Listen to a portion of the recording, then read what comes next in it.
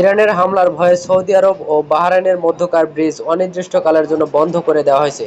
মঙ্গলবার সংশ্লিষ্ট কর্তৃপক্ষ জানায়, বাদশাহ ফাহাদ কসওয়ে নামের ব্রিজটিতে যান চলাচল অনির্দিষ্ট সময়ের জন্য বন্ধ থাকবে। এক্ষেত্রে সৌদির পূর্বাঞ্চলে ইরানের কথা উল্লেখ করা হয়েছে।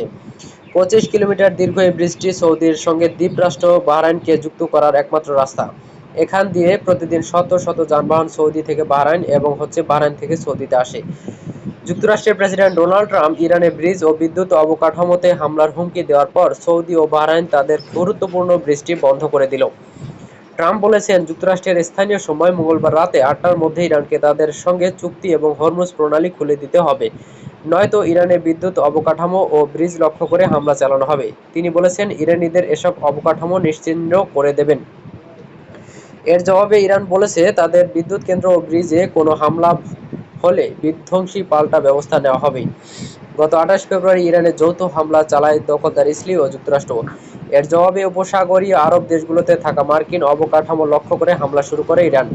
ফলে যুদ্ধের শুরু থেকেই আরব দেশগুলোকে এটির আগুনে পুড়তে হচ্ছে। উপসাগরীয় দেশগুলো ইরানের হামলার জবাবে এখনও সরাসরি কোনো ব্যবস্থা নেয়নি, তবে খবর বেরিয়েছে, হরমুজ প্রণালী খুলতে যুক্তরাষ্ট্র যদি ব্যবস্থা নেয় তাহলে এতে যুক্ত হবে সংযুক্ত আরব আমিরাত।